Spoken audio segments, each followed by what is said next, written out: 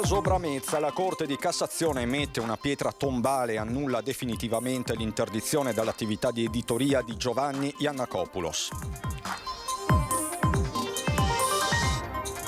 Processo ai casalesi e Eraclea, chiesti 30 anni per Luciano Donadio, per 20 anni ha preteso di essere padrone del Veneto, dice la pubblica accusa, in totale 452 anni di carcere per i 47 imputati. Nel pomeriggio a Caporsetti il Consiglio Comunale, nel quale era prevista anche la discussione dopo lo stop europeo al Bosco dello Sport, il sindaco liquida il dibattito rinviandolo, polemiche dai cittadini presenti. Colpito da infarto mentre alla guida un 78enne di origini veneziane si schianta contro il guardrail e muore, è accaduto a Fonzaso nel Bellunese. Il costo di giringondola aumenta di 10 euro, mezz'ora costerà 90 euro, una decisione presa dalla giunta comunale che ha già scatenato le polemiche.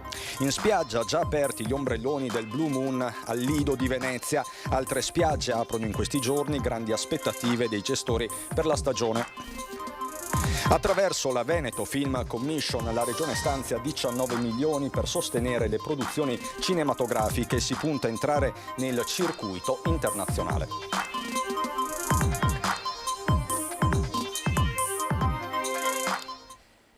Bentrovati, buonasera telespettatrici, telespettatori di Antenna 3. In primo piano per questa edizione veneziana dei nostri telegiornali una notizia che ci riguarda, perché la Corte di Cassazione ha messo una pietra tombale annullando definitivamente l'interdizione dall'attività di editoria di Giovanni Yannakopoulos. Il ricorso della Procura di Vicenza sul caso Bramezza è stato rigettato dalla Corte di Cassazione. La Suprema Corte ha ritenuto inammissibile la richiesta della Procura Berica, che aveva impugnato il provvedimento del Tribunale del Riesame che aveva totalmente annullato l'interdizione dall'attività di editoria di Giovanni Yannakopoulos. La Corte si è espressa confermando nel più alto grado di giudizio quanto decretato dal collegio giudicante della sezione del Riesame ad appena un mese dall'interdizione emessa dalla Procura, ovvero che non emerge in alcun modo una qualche forma di minaccia né diretta né indiretta nei confronti del DG dell'U7 Carlo Bramezza per costringerlo a compiere un atto contrario ai doveri dell'ufficio o a omettere o ritardare atti. Questo si leggeva nelle motivazioni della revoca della misura interdittiva da parte del Riesame, che smontava una a una le accuse nei confronti degli ingegner Yannakopoulos. Una posizione molto chiara anche sui servizi televisivi, che per il collegio del Riesame non avevano carattere diffamatorio e anzi erano basati su di un innegabile interesse pubblico. Lo stesso interesse pubblico del quale non è priva la situazione personale di sovraindebitamento del direttore generale Bramezza, maturata in precedenti attività lavorative.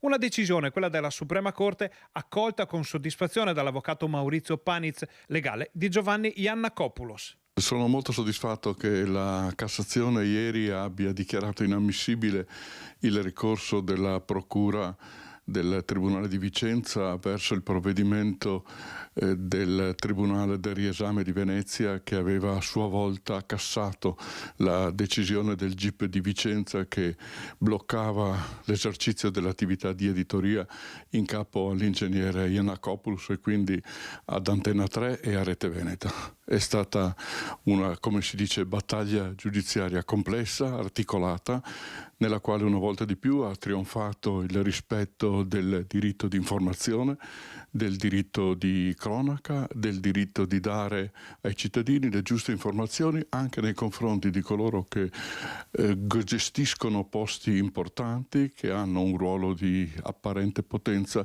che sembrano intoccabili. Nel caso specifico Antenna 3 e Rete Veneta hanno fatto il loro dovere, hanno dato le informazioni corrette e fa piacere che la Cassazione abbia confermato questo tipo di principio. Un provvedimento che conferma ancora una volta l'importanza della libertà di stampa, il diritto all'informazione e di critica giornalistica. A maggior ragione quando l'oggetto dei servizi è un argomento fondamentale per i cittadini, come la sanità. Non a caso il Riesame aveva infatti citato anche la Corte europea dei diritti dell'uomo. La Cassazione pone quindi una pietra tombale sul provvedimento cautelare, garantendo il rispetto dei valori della professione e nell'ottica dell'interesse dei cittadini da parte della redazione giornalistica, cosa che continueremo a fare oggi, domani e sempre. La cronaca giudiziaria, 30 anni di reclusione per Luciano Donadio e la richiesta di condanna a conclusione del processo in aula bunker a Mestre sulle infiltrazioni della camorra in Veneto orientale. Donadio, hanno detto i PM, per 20 anni ha preteso di essere il padrone del Veneto. L'accusa ha chiesto la stessa pena di Donadio anche per Raffaele Bonanno e Antonio Pacifico.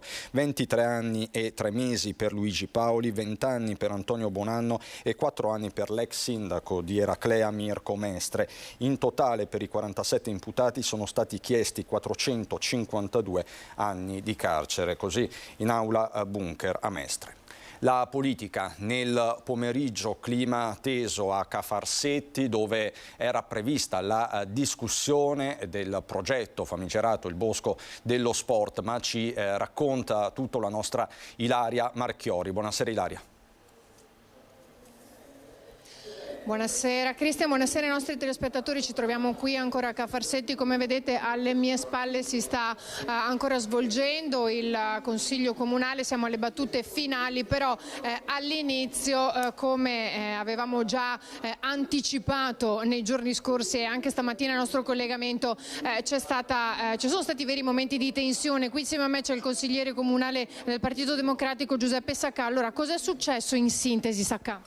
In sintesi il sindaco è venuto, ha fatto una dichiarazione di circa una ventina di minuti in cui ha sostanzialmente confermato di voler continuare nel progetto del cosiddetto Bosco dello Sport, nonostante quello che l'Unione Europea ha comunicato, nonostante manchino dei fondi, nonostante tutte le perplessità che da più parti vengono dalla città, ovvero l'utilizzo di 300 milioni di fondi pubblici per costruire degli impianti sportivi, una scelta che noi contestiamo in maniera molto forte. Purtroppo il sindaco ha detto che vuole andare avanti per la sua strada e devo dire non ha accettato il confronto in aula perché dopo le dichiarazioni semplicemente se n'è andato dal Consiglio Comunale. Ecco, poco dopo sono arrivati parecchi cittadini, alcuni sono stati fatti salire, molti però sono stati lasciati qui giù proprio dove ci troviamo noi in questo momento e quindi si sono anche in qualche modo ribellati protestando. È stata una seduta molto vivace sia in Consiglio Comunale sia come dicevi te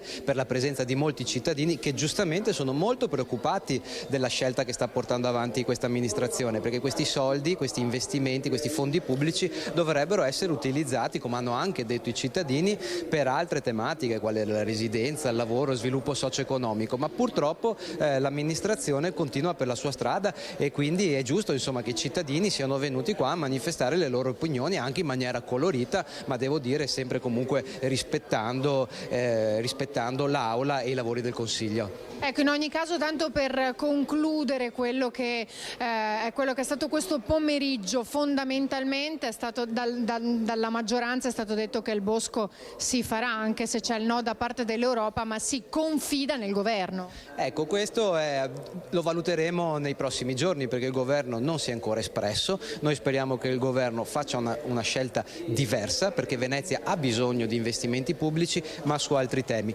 Vedremo, insomma, la strada non è per nulla in discesa per l'attuale amministrazione e comunque quello che siamo riusciti ad ottenere è che ci sarà un consiglio in cui si dibatterà specificatamente per il Bosco dello Sport, sullo Bosco dello Sport e speriamo che in quella occasione il sindaco venga e accetti il confronto. Ecco, e noi naturalmente continueremo a seguire anche questa vicenda. Ringrazio Giuseppe Saccà, io qui da Cafarsetti restituisco la linea allo studio.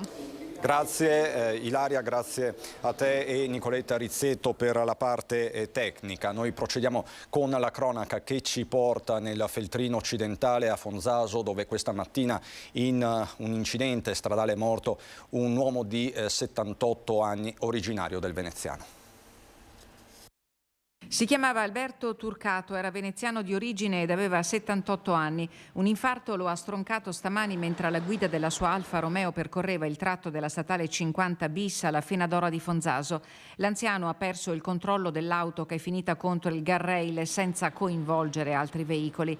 L'allarme ai numeri di emergenza è stato dato dagli automobilisti in transito e in zona sono arrivati subito i sanitari del pronto soccorso di Feltre che hanno tentato invano di rianimare l'uomo. Constatato constatato il decesso sono iniziate le operazioni di rimozione dell'auto eseguite dai vigili del fuoco e i rilievi di legge verbalizzati dai carabinieri della compagnia di Feltre.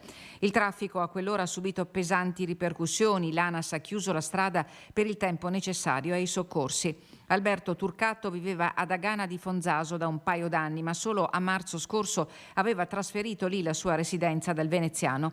L'anziano pensionato viveva da solo, ogni tanto qualcuno lo incontrava in piazza nella vicina Arsier e oggi i sindaci dei due comuni, Pasa e Strapazzon, hanno espresso parole di cordoglio per la sua tragica scomparsa. La data dei funerali del 78enne sarà decisa nei prossimi giorni. Un tema che fa già discutere come i giri in gondola aumenteranno di 10 euro, una decisione presa dalla Giunta Comunale di Venezia. Dal 1 novembre il giro in gondola costerà 10 euro in più, sia per la mezz'ora giornaliera, che arriverà così a 90 euro, sia per i 35 minuti di nolo notturno dalle 19 a 110. L'ha deciso la Giunta dopo la proposta di modifica tariffaria dell'assessore alla mobilità Boraso, su istanza dei gondolieri, che si sono rifatti a una delibera del 2014 che prevedeva l'adeguamento automatico delle tariffe in base all'indice Istat ogni 5 anni. Le tariffe attuali erano state approvate nel 2006 per un giro di 40 minuti. Nel 2014 con la Giunta Orsoni fu concessa la riduzione di 10 minuti, mantenendo la stessa tariffa. In base a questo nuovo adeguamento sono già scattate però le polemiche. Prendiamo atto, ha detto il consigliere di opposizione Gasparinetti, che una corsa in gondola da 30 minuti verrà a costare 90 euro, pari a 3 euro al minuto. Nel confronto con altre categorie attacca che sopportano costi di carburante e assicurazione, balza all'occhio l'attenzione particolare riservata a questa categoria e auspichiamo che l'incremento, conclude, si rifletta anche nelle dichiarazioni dei redditi, spesso ai limiti dell'indigenza di alcuni suoi rappresentanti. Mentre prosegue lo sciopero, una delegazione di tutte le sigle sindacali dei lavoratori ha incontrato i vertici del porto di Venezia, indicando i vari aspetti ritenuti importanti per il futuro del lavoro in porto, come la sicurezza. L'autorità del sistema portuale ha confermato che il confronto, mai interrotto, continua in maniera anche rafforzata, programmando una serie di incontri e iniziative. Ritorniamo alla cronaca e andiamo in stazione a Venezia. Gli agenti della Polizia Ferroviaria di Venezia, impegnati nella stazione Santa Lucia per garantire la sicurezza di turisti e viaggiatori in occasione del ponte del 25 aprile, hanno arrestato una donna di 22 anni dell'Est Europa. Gli agenti hanno notato 5 giovani ragazze che si aggiravano con fare sospetto tra la folla e che, mandandosi cenni d'intesa, sembravano interessate agli zaini e alle borse dei viaggiatori. Insospettiti, i poliziotti le hanno fermate per un controllo, mentre, confondendosi tra la gente, cercavano di allontanarsi dalla stazione. È emerso così che una di loro aveva un ordine di carcerazione emesso dalla Procura della Repubblica di Milano per vari reati contro il patrimonio. La donna è stata così arrestata, dovendo espiare una pena di 6 anni, 5 mesi e 14 giorni e accompagnata nel carcere femminile di Venezia. La linea del tram tra Favaro e Venezia dovrebbe riprendere la circolazione regolare entro il fine settimana. Questo è l'obiettivo di ACTV dopo l'incendio di un autobus di linea che sul Ponte della Libertà ha danneggiato la rotaia del tram e i cavi di alimentazione elettrica. Con un cantiere mobile attivato in queste ore verranno sostituiti un tratto di circa 40 metri di rotaia e il cavo di alimentazione elettrica per una porzione di 20-30 metri. Il costo dell'operazione si aggira intorno ai 100.000 euro. Nelle scorse notti, in 2 momenti differenti, Veneto Strade era già intervenuta per rifare il manto stradale e il guardrail. Andiamo adesso al Lido di Venezia, perché ci sono degli ombrelloni già aperti. Al Lido di Venezia la stagione balneare 2023 è già una realtà. Aperti gli ombrelloni al Blue Moon già in aprile. Confidando in un meteo favorevole si potrà quindi andare al mare, trovando gli stabilimenti balneari in piena attività. La soddisfazione di Alessandro Berton, presidente di Union Mare Veneto. Dopo l'apertura anticipata in occasione del weekend di Pasqua, con oggi ufficialmente parte la stagione balneare sulla costa veneta, sono molte le strutture aperte a Jesolo, a Cavallino Treporti, a Bibbione, ma oggi ci troviamo al Lido dove la Venezia Spiagge ha ufficialmente dato il via alla stagione 23, gli ombrelloni sono approntati sulla spiaggia, le attività economiche partono, c'è grande entusiasmo, c'è grande voglia di mare. Gli operatori non nascondono anche le difficoltà che stanno attraversando il settore, ma il Veneto, nonostante tutto, vuole essere leader a livello nazionale. Nonostante le incertezze e le criticità che continuano ad attanagliare il settore, ad esempio sulla questione delle concessioni balneari, la grande macchina della Costa Veneta è di fatto partita e c'è grande entusiasmo, insomma gli operatori ritengono che sarà un'ottima stagione e quindi guardiamo alla stagione 23 assolutamente con ottimismo. Al Lido già nel prossimo weekend ci saranno altre aperture di stabilimenti, poi il momento clou da maggio a metà settembre con la mostra del cinema. Siamo certi che avremo dei numeri che ci riporteranno al periodo prepandemico e probabilmente in alcuni casi dove c'è stato un innalzamento del livello qualitativo dei servizi, come nella spiaggia in cui ci troviamo, riusciremo addirittura a superarci per confermarci ancora una volta come primo tematismo turistico balneare anche a livello nazionale. Adesso per noi c'è la pubblicità, fra poco.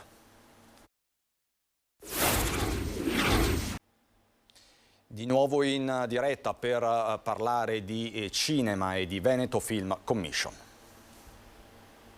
Cresce fino a raddoppiare da 9 milioni e mezzo a 19 il contributo della Regione per le produzioni cinematografiche e audiovisive. Un sostegno che punta anche a inserire le bellezze del Veneto, le città, i paesaggi, la sua storia nel circuito cinematografico internazionale. Per il solo 2023 sono pronti 2 bandi da 2 milioni e mezzo ciascuno, gestiti dalla Regione attraverso Veneto Film Commission, presieduta dal nostro direttore Luigi Bacialli. Con la nuova programmazione dei fondi strutturali destiniamo somme importanti a questo settore, parliamo di quasi 20 milioni di euro per la prossima programmazione fino al 2027 che andranno destinati anno per anno a questo mondo. Quest'anno si parte con 2 bandi a sportello, il primo che presentiamo oggi e il secondo che verrà fatto nella fase autunnale dell'anno, entrambi da 2,5 milioni di euro per un totale complessivo di 5 milioni di euro all'anno che noi destineremo appunto al settore del cinema. Un impegno consistente anche per dare un'immagine positiva della regione e creare una ricaduta economica in tutti i settori, da quello del lavoro a quello del turismo. Nel periodo di gestione 2014-2020, con uno stanziamento di 9 milioni e mezzo, metà di quello previsto fino al 2027, sono state finanziate ben 49 produzioni, tra cortometraggi, documentari, lungometraggi e animazioni. La Regione Veneto vuole essere fortemente attrattiva rispetto a tutte le produzioni cinematografiche e legate al mondo dell'audiovisivo. Sappiamo come questo sia un veicolo formidabile, non solo legato all'industria del cinema, che è un'industria che fa lavorare degli operatori, dei professionisti, fa lavorare tutto il sistema dei servizi, della ricettività legata direttamente alle produzioni cinematografiche, ma anche è un volano di straordinaria efficacia nella promozione dei territori, nella promozione della nostra comunità veneta e di luoghi che hanno una forte vocazione turistica. I bandi del 2023, presentati nella sede di Villa Settembrini agli addetti ai lavori, sono destinati a location, alberghi, prestazioni professionali, servizi e tutto ciò che serve per una buona produzione audiovisiva. E da Venezia è tutto, vi lascio le previsioni del tempo, buona serata.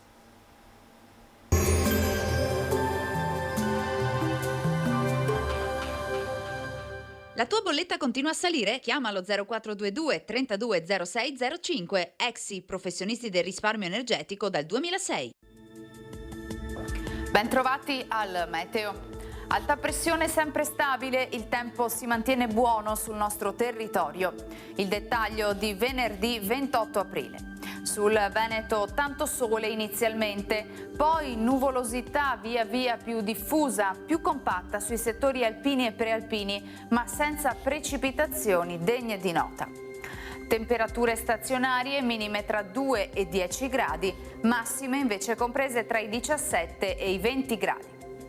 Spostiamoci ora sul Friuli Venezia Giulia. Anche in questo caso al mattino avremo un ampio soleggiamento, col passare delle ore più nubi un po' ovunque. Temperature minime tra 8 e 10 gradi, massime oscillanti tra i 18 e i 20 gradi. Infine vediamo la situazione del Trentino Alto Adige. Anche qui si prevede un'alternanza di sole e nubi. Il tempo si manterrà comunque asciutto. Temperature minime intorno ai 9-10 gradi, massime sui 21 all'incirca. Dal meteo per ora è tutto, vi auguro un buon proseguimento in nostra compagnia.